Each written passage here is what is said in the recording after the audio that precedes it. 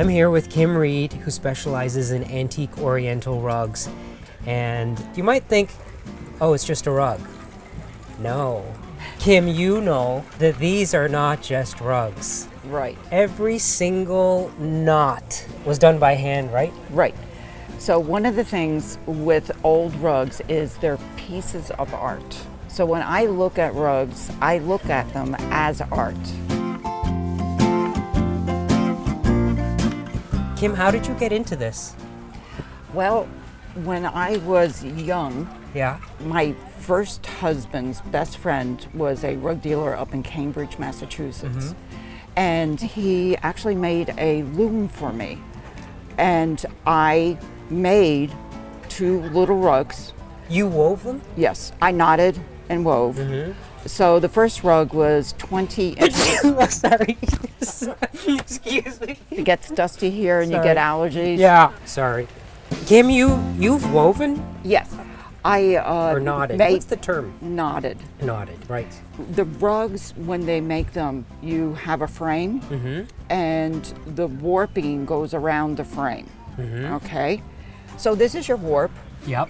This goes around the frame. Yep. Okay? This is your weft. This goes in between each row. So when they make it, they're putting in the wefting, pounding it down, and then they're tying 1 row of knots. So on the front, you see the head of the knot. Right. There's the head of the knot. Here's your tail. That's the pile. And you did that? Yes. Small. Small, 20 inches by 24 inches. It took me 3 months for each one to do. But I was happy with that, and I learned how to do restoration, by doing that. Vegetable dyeing, I did that because the old rugs had the vegetable dyes. You really have the experience of how these rugs have actually been made. Yes. I suspected that when we started talking, because the way you were talking about the rugs, it sounded like, oh, you're very familiar with their construction. So I worked at a historic site where we had sheep, and we You did the we would sheep shear with sheep it? shearing, and we Yeah. would dye the wool with all the natural dyes. There you go. All these colors are vegetable dyes? The vegetable dyes, there's some that aren't, and I point that out to my customers. I tell them exactly what they're getting. Say, Like this rug over here, right? yeah, this rug here. When was this made? This is 1890s. 1890s. Wow. Yep. So this is over 130 years old. Yes. All vegetable colors. Can you walk us through what the colors are and where they came from? The blues are all indigo. Both of these? Yes. Indigo. The variation in the tone is this soaked longer Yep. as opposed to this. Right. And then this red, which is kind of a common color that we see, the rusty, reddy, orangey Right. color. What's that? Madder. Madder. And madder's a root, right? Madder's a root. What's Exactly. this yellow? Well, they used weld. Weld. And saffron can also be used. Okay. And you get different degrees of tone depending on how long you let it soak. And then this right here, that's the Natural. natural color of the sheep, which I love. This Bah, is bah. yep, Yes. undyed wool. That's beautiful. Now, the other color that's hard to find is green. Really? Yes. And the tricky part with green is it's an overdye. Oh, indigo and yellow? Yes. You don't get green vegetation and it's going to produce a green color. Okay. It's going to have to be indigo and then a yellow, which would have been the weld or the saffron. I've never really thought about this, but you don't see a lot of green in rugs. It's more labor intensive. Okay. So you've done work to this rug? Right. So what I do is if this rug would be in really good condition, Yep. it would be a couple $1,000s. Okay. It has wear, it had loose areas. Yep. So what I did, and I'll flip it to the back, Ah, wow. okay? So I basically stitched down the loose areas. Yes. I sell this for $650. So this is considerably cheaper Yes. because of the condition Yes. and the repair work that has been done. Right. I love the fact that you shared with us your process of getting into this, because this is what I tell people. These rugs vary in price. It's all over the place. And if you don't know anything about rugs, you might walk into a rug store and you might be daunted by the price of a rug. but you can find rugs at flea markets or sales, or even coming right to you. Yes. And you can find a rug that you can afford as a starter rug. Yes, yes. And you want to do your research. Yep. So anybody who's going to spend money on a rug, and I'll say it can be expensive, you want to know what you're buying. Yeah. And you want to know, is it within reason? Antique rugs are always desirable. Yeah. So they always command a high price. But my business is based on reasonable costs to people. $650, you can pay that for a new rug, and it's not worth anything like the Kim old said the rugs. new rugs are garbage rugs. I did. Because of the quality. And this is why I really like talking to someone like you who is an authority in this field. Yes. Because this is what people don't know. They might say, oh, but this rug is so heavy. I want a lightweight rug because it's easier to pick up and move around. You don't want a lightweight rug. It's going to move around on the floor, and it's probably lightweight because the wool is poor quality, so it's going to shed, and it's crap. Right. So you do get lightweight rugs in 19th century pieces such Like as this, this right. because it's Caucasian. Yeah. The tribal pieces were made for themselves. It was in a tent, and they had to be flexible. So they could fold them up. Hold on 1 second, sorry. Yeah, the car is gonna run you over. These rugs, we see them now. We see them in magazines. We see them in people's homes, but people have been using rugs all over the world for many hundreds of years. I saw a medieval painting the other day, and it was the Virgin Mary. I think it was from 1200 or 1300, and in the back was an oriental rug. Yes. And I thought, wow, there's a rug back there that they painted, because at that time this was a prized possession. It was. But it hasn't changed. The No. rug looked exactly like this. So in 1,000 years, the design of these things hasn't changed, and that speaks to their inherent beauty. Yes, they treated their rugs very well. So, but the Caucasian pieces and tribal pieces had to be a woolen foundation so they could fold it up easily. Yeah. And transport, because they're breaking down. They were They're nomadic. They're nomadic. So the rugs have a tradition and a culture behind them that most people will look at them and say it's just beautiful. Yeah. But there's a lot more going on. There's such a rich history that goes back over 1,000 years. I heard something that I'm very intrigued to ask you, because I wonder if it's a myth. Someone said that in some of those regions where these are made, they actually washed them in the ocean. They took them to the seashore and allowed the water to lap away the dirt. Right. Because the waves just laying it on the shore. So rugs like this with the vegetable colors you can wash. Yeah. For a rug to be healthy, you have to be able to wash it. Really? Yes. Think about it. If it's down, here's your foundation. Yeah. Dirt, here's your pile. But if they don't clean it, Yep. the dirt starts pushing down into the foundation. It will get stiff. It will actually start breaking the foundation over time. That's why the new rugs, which we have used the garbage word on, you can't wash them. These things are things people bought and they had for their entire lives, and they died and their children inherited them. Yep. And they're valued, and look where they end up.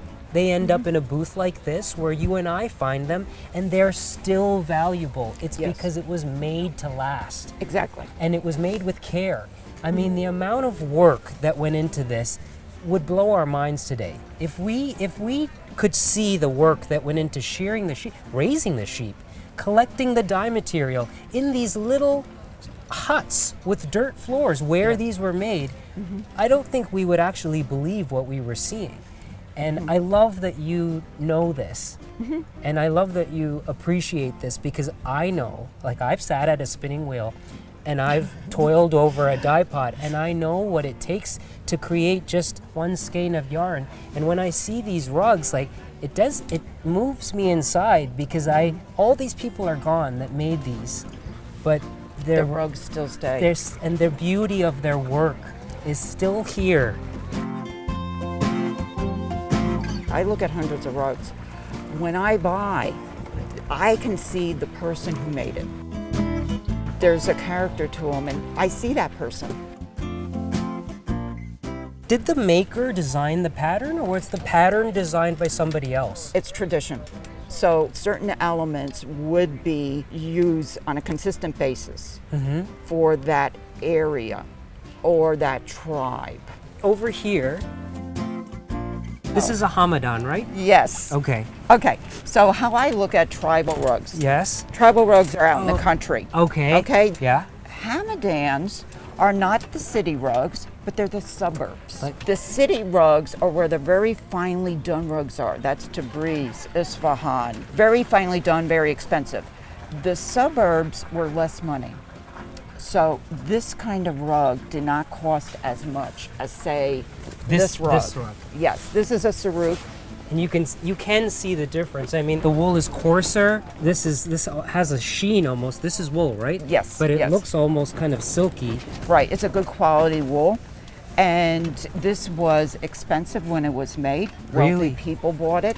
And you can see Yes. side by side the knots are so much smaller Right. than these knots. So you said something really interesting, Kim, about the location.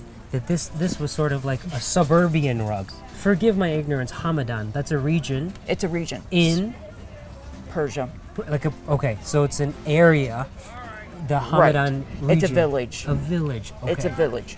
So when we identify rugs, Tabriz's, Isfahan's, Saruks, there's actually towns with those names. Is there a town called Saruk? Yes. And Saruk is like a bigger. Produce Saruks. It's tradition as to the exact kind of rug that they made. Okay. So we can say kind of like town or city, Town or city. suburb. Can we have one example of like tribe where it's like out in rural areas? So that, okay, I'll bring that over. Like this is really fascinating, I think, just to have them side by side in terms of regional and cultural. Right. Town, city, suburbs, rural tribal rug. Yes. So this Yes. this is something that would have been made with the intention of potentially putting it down right on a packed dirt floor? Yes. Yes. This is for their tent. Really? Yes. And these rugs were so collected. At the turn of the century, wealthy people were going over there and buying 18th century rugs. They were always sought after. That's how I feel about them. I mean, when I saw your booth from way over there, I was like, I don't think I can focus on anything else. I need to go over there. So Kim, this little rug you've already cleaned, but if someone was to find something like me, I found little rugs like this that have been really filthy. What's the best way to actually clean something like this? So what I do with all my rugs, I will use a bathtub, hot water, and I put them in the bathtub and I soak them. You actually submerge the whole rug in water? Yes. Really? It is soaked in hot water, and depending on its dirt, Yep. it can be hours of soaking and working with the rug to help release the dirt.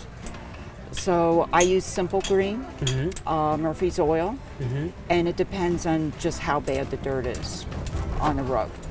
That's why when you feel this, it feels nice and soft and clean, Yeah. and it also feels very flexible in the foundation. How do you put the rug into the water? Like, do you... So what I do is I turn it like this, Yep. and then once it's soaked and it's completely saturated, Yes. I start rolling it like this, Yep. and then like you do bread and you knead it, I roll it like this In the water? in the water. So what you're doing is you're opening up the pile so the dirt can get released. And it depends on how dirty it is, how long I have to soak the rug to get that foundation dirt out. So the rug is soaked with water. How do you get the water out of the rug? I roll it very tight Yep. in the water. And it's soaking wet right now. Yep, in the water. Yeah. I submerge. Hand goes here, hand goes up like this. Yep.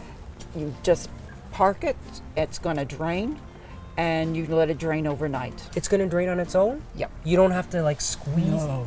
Really? No. And so you leave it like this overnight, Yep. and then the next day, You want a sunny day. You put it out. yep.